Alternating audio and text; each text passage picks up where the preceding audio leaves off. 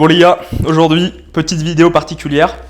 Mon colocataire et business partner, Jérémy ici présent, qui est mon meilleur pote aussi, a décidé de me préparer une petite interview auquel je n'ai pas eu accès. Donc ça va être des réponses spontanées, je vais essayer d'être le plus authentique possible et vous dire exactement ce que moi je pense dans ces situations-là et vous parler de mon parcours. Donc pour ceux qui ne te connaissent pas encore, qui est Corentin Blanc? Okay. Déjà, Corentin Blanc est un patronyme, ce n'est pas mon vrai nom les gars. Pour des raisons légales, je peux pas. Qui je suis? Bah les gars, j'ai 24 ans, je fais 1m81 pour 82 kg, ça vous l'avez compris. J'ai commencé le game il y a 6 ans et avant de m'intéresser au game, j'ai été pas mal passionné de sport, notamment dans le haut niveau et de philosophie. Est-ce que tu te souviens de la première fois où tu t'es intéressé à la séduction et pourquoi tu t'y es intéressé? Je me suis intéressé à la séduction quand j'avais 19 ans, à la fac, après m'être fait larguer par ma petite copine. Pourquoi? Tout simplement parce que j'étais en galère avec les meufs les gars et que j'avais beau être investi pleinement dans des passions, dans mes activités et avoir un mode de vie très autonome, bah, j'avais toujours pas de copine ou j'avais aucune possibilité d'en trouver une avec qui je m'entendais parfaitement bien et qui matchait mes standards. Et comment tu te sentais avec les filles avant de te lancer dans la séduction? Premièrement, les gars, j'étais pas non plus un type très bizarre. Je sais qu'il y a des gars qui commencent la séduction qui n'ont pas eu de vie sociale du tout. Je suis pas un mec très extraverti au quotidien si vous me fréquentez. Mais oui, j'avais des groupes d'amis, mais vraiment restreints. Et c'était des vrais amis à moi avec qui je passais beaucoup de temps. Donc ma vie sociale au lycée, ça allait. Par contre, quand je suis rentré à la fac et j'étais dans ma faculté, en fait, je n'étais pas socialement très bon, très extraverti comme pouvaient l'être les autres. Et donc, je pouvais me sentir un petit peu seul des fois. Et j'avais pas du tout cette capacité à rencontrer, créer de la rencontre et sortir. Je détestais sortir. C'est pas du tout mon truc d'ailleurs de sortir en soirée beaucoup. C'est pas ce que je préfère en dehors de l'été. Ok. Est-ce que du coup, tu te considérais un petit peu comme timide ou maladroit par moment? Par contre, j'étais un mec assez maladroit avec les filles. Mais après, la calibration sociale, elle vient aussi avec l'expérience. Donc, je l'avais pas. Mais j'étais pas non plus un type extrêmement timide. Je pouvais l'être un peu, mais après j'ai envie de vous dire les gars, il y a même le plus extraverti de la terre. Tu lui dis de faire une approche à froid, d'être performant, d'aborder une meuf qui est très fraîche dans la rue, les gars, il va stresser comme tout le monde. Et il y a des degrés de stress et ils peuvent être très élevés dans le game. Parce que c'est risqué comme approche pour nous. Est-ce que tu te souviens d'un moment précis où tu t'es vraiment dit ok là il faut que je change ou ok il faut vraiment que je bosse là-dessus quoi? En fait c'est le moment où je me sentais après ma première petite copine un peu sérieux, il y a un moment où en fait j'ai passé des mois seul, un peu à me lamenter, pas dans le sens où je faisais rien de ma vie, mais juste le fait de ne pas avoir de partenaire de vie ou de fréquentation féminine me manquait, parce que j'avais goûté entre guillemets à l'élixir de vie, au fait de vivre avec des gens que tu apprécies, notamment des présences féminines. Et en fait plus le temps passait, plus je me sentais mal et la solitude me pesait parce qu'elle n'était pas volontaire et pas choisie. Donc il y avait une dimension de... J'étais un petit peu une victime, enfin il y a une situation que je subissais au quotidien. Et donc je me suis dit ok, je préfère m'intéresser à la séduction, quitte à bien stresser et à même perdre beaucoup d'énergie sur le terrain, plutôt que de continuer à vivre cette vie-là qui pour moi qui ne valait pas le coup d'être vécue. Quand tu as commencé le game du coup, au tout début, qu'est-ce qui t'a le plus challengé? Est-ce que c'est la peur du rejet, le manque de confiance, l'environnement hostile, Après déjà bon, c'est des souvenirs qui sont lointains. Les gars, faut quand même comprendre un truc, c'est que quand j'ai commencé le game, et même pendant un bon moment, j'avais pas confiance en moi. Et ça a duré très longtemps. Donc aujourd'hui, j'arrive pas à me rappeler exactement comment j'étais, parce que quand tu passes de pas confiant à très confiant, c'est un processus qui prend du temps et tu finis par être bon à un moment et à vraiment avoir une confiance qui est sincère et qui est concrète. Mais oui, par contre, moi, ce dans quoi j'ai plus galéré, au début, les premiers mois, c'est la peur de l'approche. Tu mets du temps à le mettre. Mais après, le deuxième point, ça a été de réussir à créer des réactions positives auprès des filles. En fait, j'ai beaucoup abordé pendant des mois et des mois et des mois, et ça ne marchait jamais. Genre à 100% des cas, c'était échec. T'as galéré pendant combien de temps au début? Ça dépend en court terme de résultats, mais il y a eu 4 mois où j'abordais énormément, où il se passait, j'avais que des résultats négatifs les gars. Mais 100% de feedback négatif. Donc ça m'a beaucoup impacté dans le sens où je me disais, après c'est un rapport avec l'estime de soi, mais quand tu fais que des approches, qu'il n'y a rien qui marche, que tu n'as pas de résultat du tout, forcément tu te questionnes à bout d'un moment, tu te dis est-ce que je suis vraiment un mec qui a une certaine valeur sur le marché? Pas forcément seulement sur le marché de l'amour, mais même en général, est-ce que j'ai des compétences qui sont valables? Donc il y a eu des remises en question qui ont été assez radicales, surtout quand tu es jeune. Et du coup, c'est quoi qui t'a permis d'avoir eu un déclic ou qui t'a fait faire vraiment un gros bond dans ta progression? Le premier gros changement, j'avais un wing à l'époque, que j'appréciais beaucoup d'ailleurs. Et le premier, ça a été d'arrêter de se prendre au sérieux. C'est-à-dire le fait de ce qu'on appelle d'en avoir un peu rien à foutre du rejet et d'être détaché du résultat. En fait, c'était le détachement qui était un peu la pierre angulaire des premiers résultats, des premières réactions positives. Puisque l'objectif, les gars, c'est pas seulement de rendre réactives les filles, c'est de les rendre réactives de la bonne manière. Si une fille a peur de vous et qu'elle se bat en courant, les gars, c'est de la réaction, mais c'est pas la bonne, c'est pas ce qu'on cherche. Y a-t-il une personne, une expérience ou une phrase qui t'a marqué dans ton parcours de game?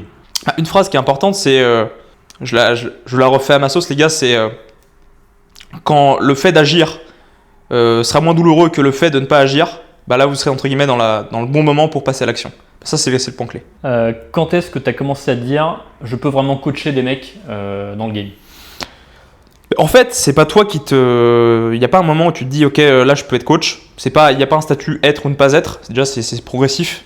Tout le monde peut coacher, mais il y a un moment, enfin comment dire, tout le monde peut être coach. Après il y a une notion de légitimité.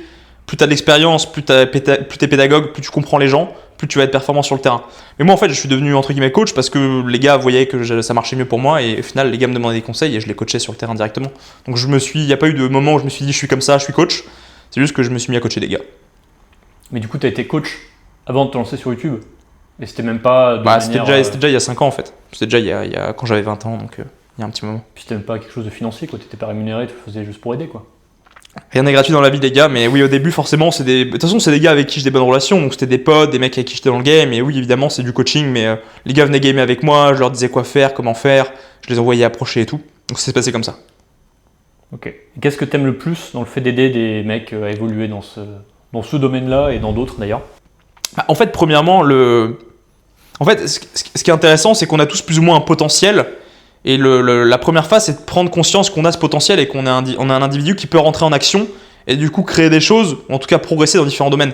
Et je pense que le fait de vivre dans une société avec des individus qui ont une bonne confiance en eux et une estime de soi qui est correcte, pas irréaliste parce qu'évidemment on n'est pas Dieu, mais est plutôt favorable en fait au bien-être de tous, puisque du coup on entreprend, donc on a une société qui est dynamique, des gens qui sont épanouis sur le plan des relations, et d'un point de vue sociable ou sociétal, c'est souhaitable.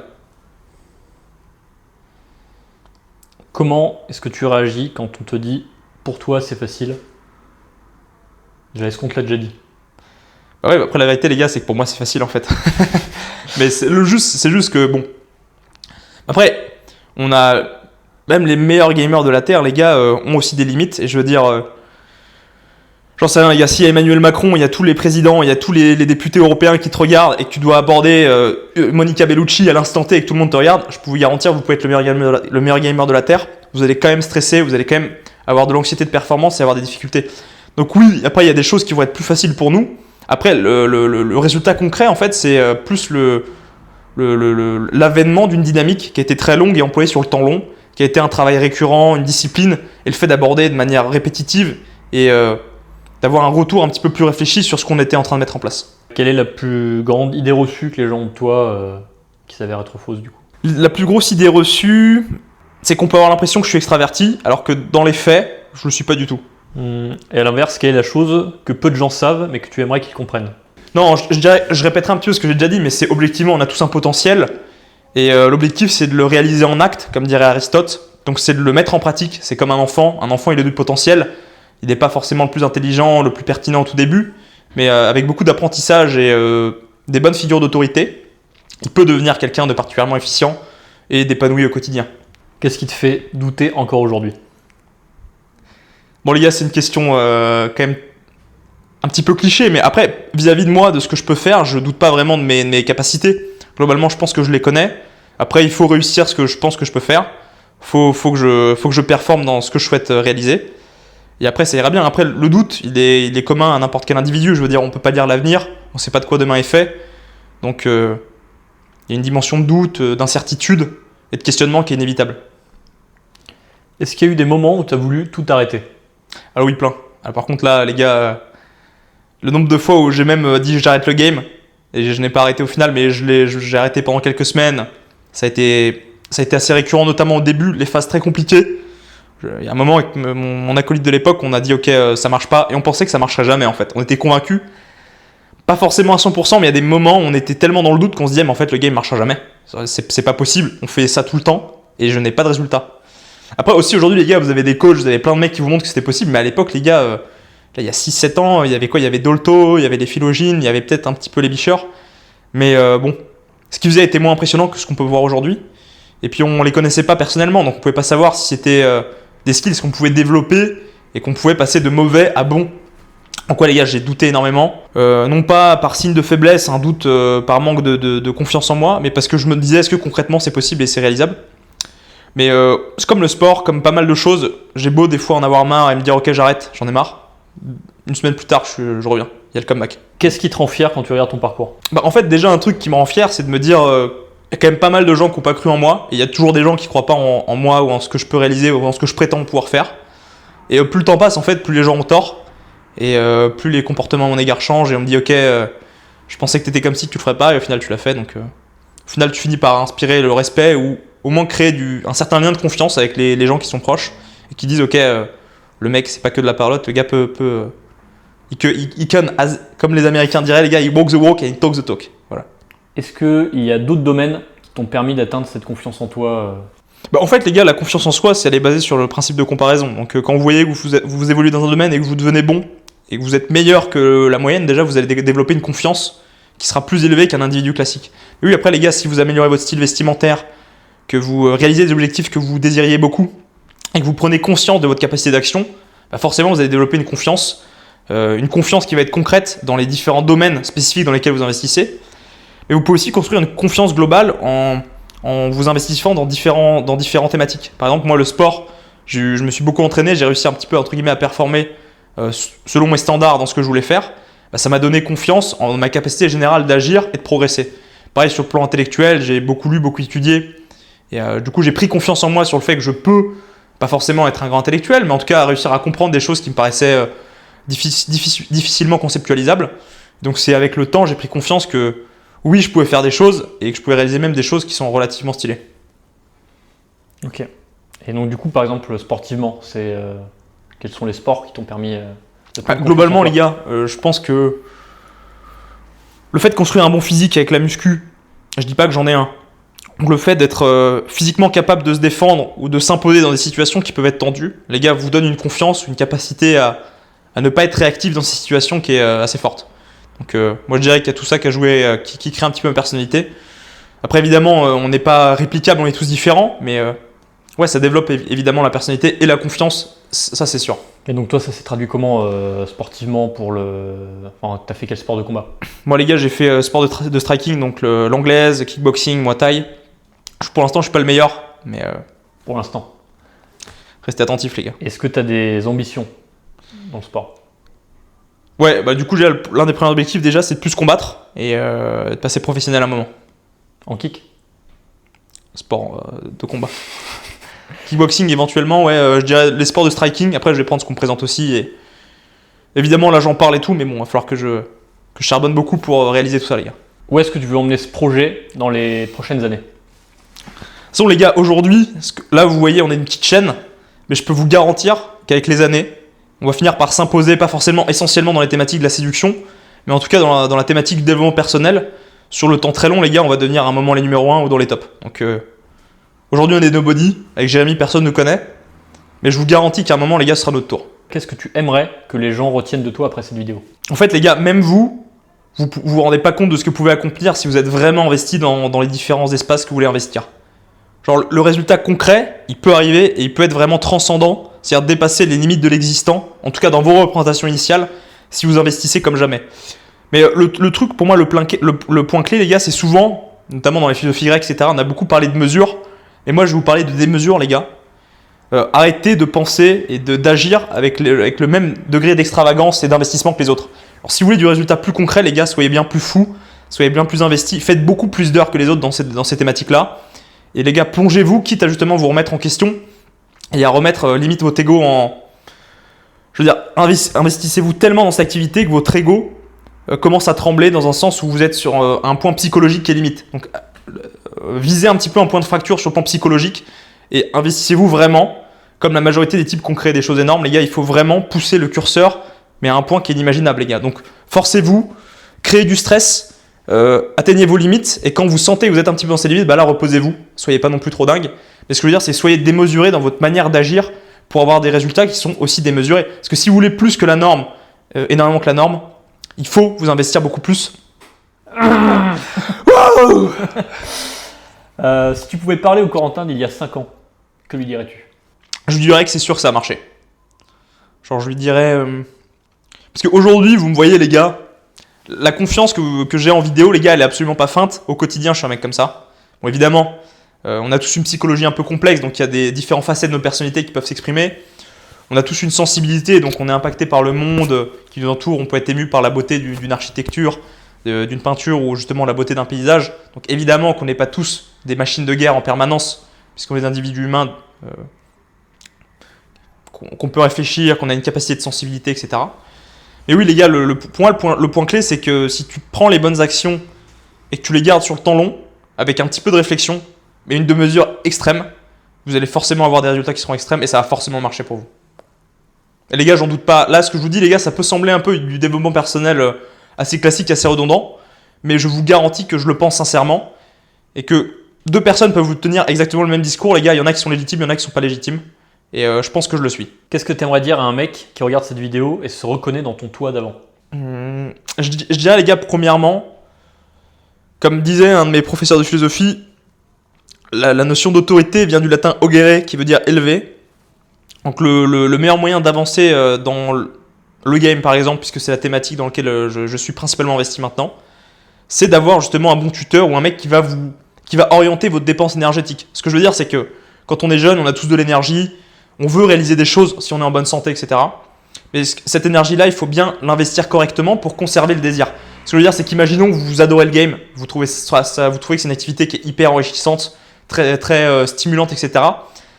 Ce désir et cette énergie-là, les gars, elle est très précieuse parce que c'est le poids de la jeunesse. D'ailleurs, l'ensemble des révolutions historiques, elles ont eu lieu parce qu'il y a une jeunesse qui était active et qui avait des rêves.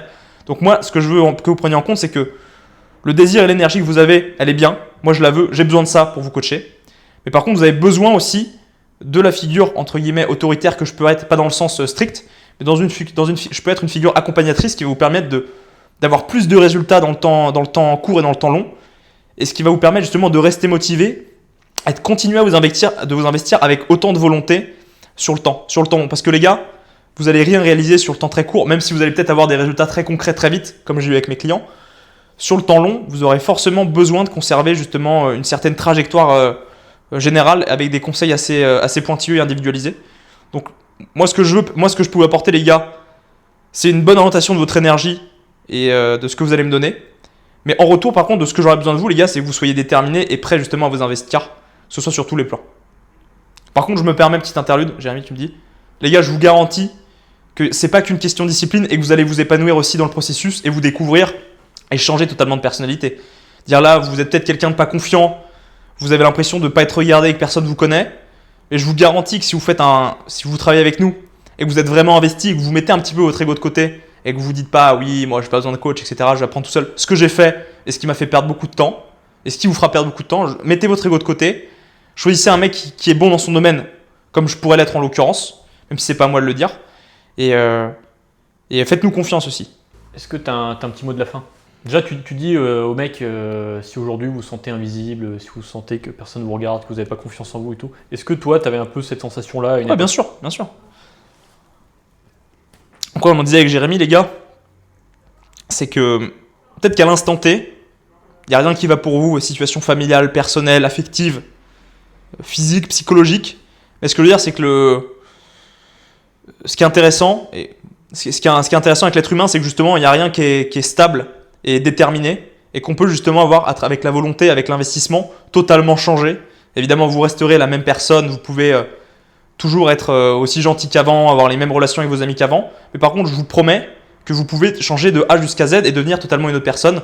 C'est-à-dire ce que vous idéalisez aujourd'hui, les mecs que vous pouvez admirer sur les réseaux, que vous trouvez stylés, charismatiques, pertinents, intelligents, vous pouvez vraiment le devenir. C'est-à-dire que c'est pas abstrait. Le seul point qui est important, c'est que vous devez vraiment le vouloir. C'est-à-dire ça ne doit pas être quelque chose de passager. Je veux dire, vous levez le matin, vous passez devant Burger King, cette pensée-là de vouloir bien agir et de devenir quelqu'un de meilleur et de plus optimisé, comme on pourrait dire aujourd'hui, il faut avoir cette pensée-là de manière constante et respecter le plan. Vous pouvez penser, les gars, que devenir charismatique, avoir du succès avec les femmes, c'est inatteignable.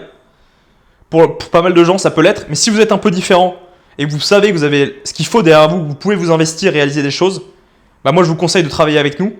Parce que oui, ce sera un petit peu compliqué parce qu'il faut s'investir, mais évidemment les gars, on n'a rien sans rien. Il faut vouloir, il faut s'investir. Et moi ce que je vous conseille, c'est de nous contacter, de réserver un appel dans la description avec nous. Évidemment, si vous êtes apte à bosser avec nous et qu'on voit que vous avez le profil, etc., que vous êtes suffisamment discipliné et investi, on essaiera de faire quelque chose de grand ensemble. Donc les gars, cliquez dans le lien qui aura sous la vidéo, réservez un appel Calendly et on se revoit de l'autre côté.